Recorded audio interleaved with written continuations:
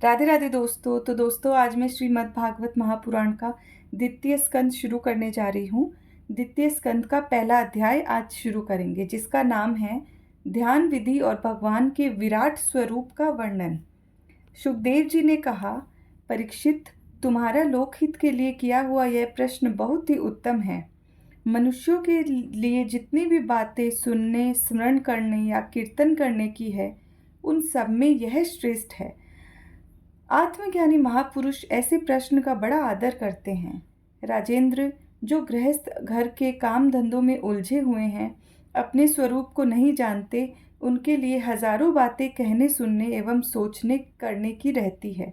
उनकी सारी उम्र यूं ही बीत जाती है।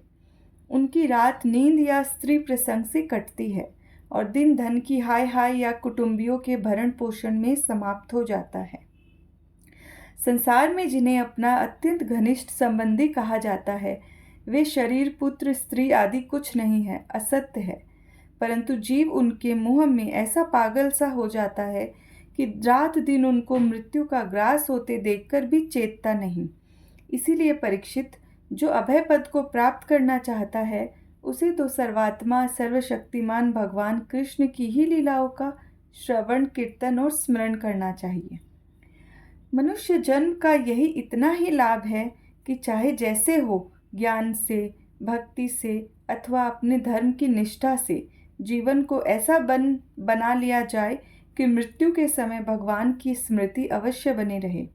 परीक्षित, जो निर्गुण स्वरूप में स्थित है एवं विधि निषेध की मर्यादा को लांघ चुके हैं, वे बड़े बड़े ऋषि मुनि भी प्राय भगवान के अनंत कल्याणमय गणों के वर्णन में रमे रहते हैं।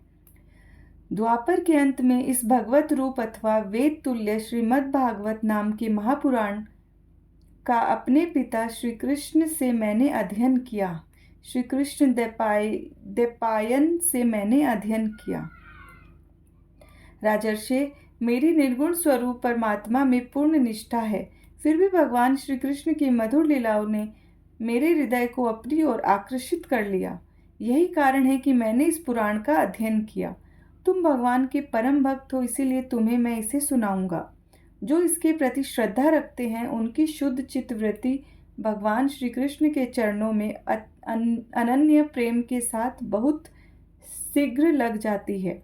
जो लोग लोक या परलोक की किसी भी वस्तु की इच्छा रखते हैं या इसके विपरीत संसार में दुख का अनुभव करके जो उससे विरक्त हो गए हैं और निर्भय मोक्ष पद को प्राप्त करना चाहते हैं, उन साधकों के लिए तथा योग संपन्न सिद्ध ज्ञानियों के लिए भी ये समस्त शास्त्रों का यही निर्णय है कि वे भगवान के नामों का प्रेम से संकीर्तन करें।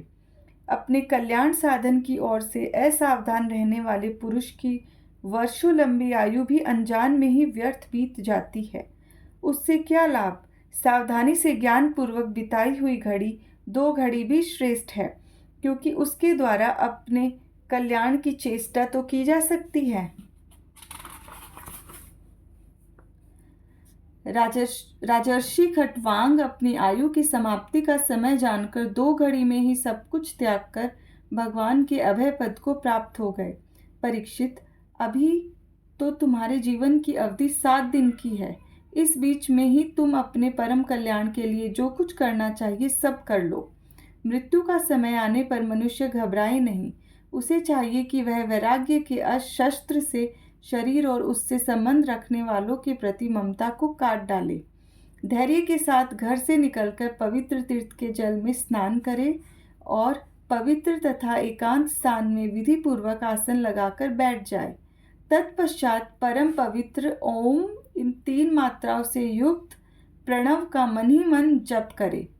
प्राणवायु को वश में करके मन का दमन करे और एक क्षण के लिए भी प्रणव को न भूले। बुद्धि की सहायता से मन के द्वारा इंद्रियों को उनके विषयों से हटा ले और कर्म की वासनाओं से चंचल हुए मन को विचार के द्वारा रोक कर भगवान के मंगलमय रूप में लगाए। स्थिर चित्त से भगवान के श्री विग्रह में से किसी एक अंग का ध्यान करे।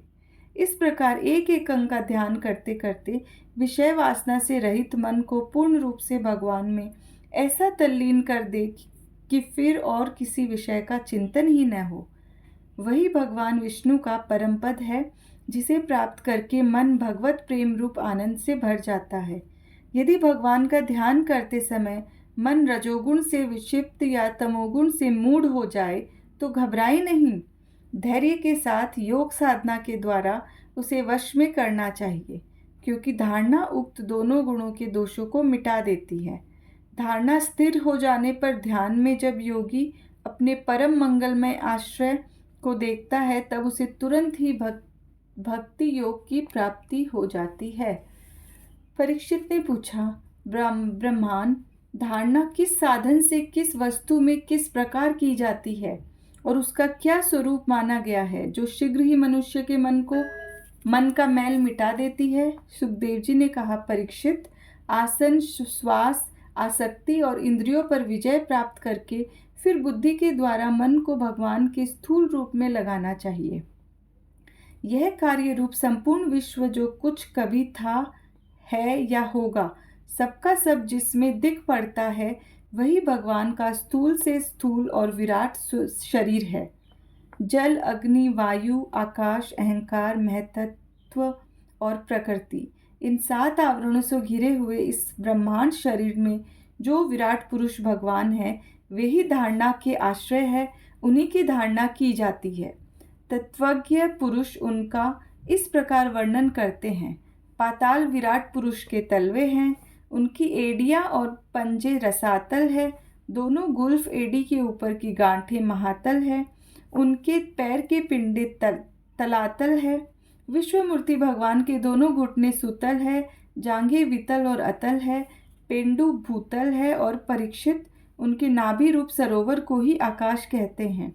आदि पुरुष परमात्मा की छाती को स्वर्ग लोक, गले को महल लोक, मुख को जनलोक और ललाट को तपोलोक कहते हैं। उन सहस्त्र सिर वाले भगवान का मस्तक समूह ही सत्यलोक है। इंद्रादि देवता उनकी भुजाएं हैं, दिशाएं कान और शब्द श्रवणेन्द्रिय है।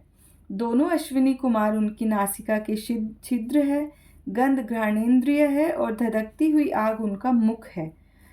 भगवान विष्णु के नेत्र अंतरिक्ष हैं, उनमें देखने की शक्ति सूर्य है। दोनों पल के रात और दिन है, उनका भ्रूविलास ब्रह्मलोक है। तालु जल है और जीवा रस। वेदों को भगवान का ब्रह्मानंद कहते हैं और यम को दाढ़े। सब प्रकार के स्नेह दांत हैं और उनकी जगन मोहिनी माया को ही उनकी मुस्कान कहते हैं। यह अनंत सृष्टि उसी माया का कटाक्ष विक्षेप है। लज्जा ऊपर का होठ और लोभ नीचे का होठ है। धर्म स्तन और अधन पीठ है। प्रजापति उनके मुतेंद्रिय है। मित्रा वरुण अंडकोश है। समुद्र कोक है और बड़े बड़े पर्वत उनकी हड्डियां है। राजन, विश्वमूर्ति विराट पुरुष की नाड़ियां नदियां हैं। वृक्ष रोम है। परम प्रबल वायु श्वास है। काल उनकी चाल है और गुणों का चक्कर चलाते रहना ही उनका कर्म है। परीक्षित, बादलों को उनके केश मानते हैं। संध्या उन अनंत का वस्त्र है। महात्माओं ने अव्यक्त को ही उनका हृदय बतलाया है और सब विकारों का खजाना उनका मन चंद्रमा कहा गया है। महतत्व को सर्वात्मा परमात्मा का चित्त कहते हैं और रुद्र उनके अहंकार कहे गए हैं। घोड़े, खच्चर, ऊंट और हाथी उनके नख है। वन में रहने वाले सारे मृग और पशु उनके कटी प्रदेश में स्थित है।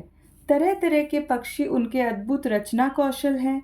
स्वयंभू मनु उनकी बुद्धि है और मनु की संतान मनुष्य उनके निवास स्थान है। गंधर्व, विद्याधर, चारण और अप्सराएं उनके सड़ज आदि स्वरों की स्मृति है। दैत्य उनके वीर्य है। ब्राह्मण मुख, क्षत्रिय भुजाएं, वैश्य जंघाएं और शूद्र उन विराट पुरुष के चरण हैं। विविध देवताओं के नाम से जो बड़े बड़े द्रव्यमय यज्ञ किए जाते हैं, वे उनके कर्म हैं। परीक्षित, विराट भगवान के स्थूल शरीर का यही स्वरूप है जो मैंने तुम्हें सुना दिया। इसी में मुमुक्षु पुरुष बुद्धि के द्वारा मन को स्थिर करते हैं, क्योंकि इससे भिन्न और कोई वस्तु नहीं है। जैसे स्वप्न देखने वाला स्वप्नावस्था में अपने आप को ही विविध पदार्थों के रूप में देखता है, वैसे ही सबकी बुद्धि वृत्तियों के द्वारा सब कुछ अनुभव करने वाला सर्वांतयामी परमात्मा भी एक ही है। उन सत्य स्वरूप आनंद निधि भगवान का ही भजन करना चाहिए। अन्य किसी भी वस्तु में आसक्ति नहीं करनी चाहिए, क्योंकि यह आसक्ति जीव के अधःपतन का हेतु है। राधे राधे दोस्तों, अब कल दूसरा अध्याय करेंगे।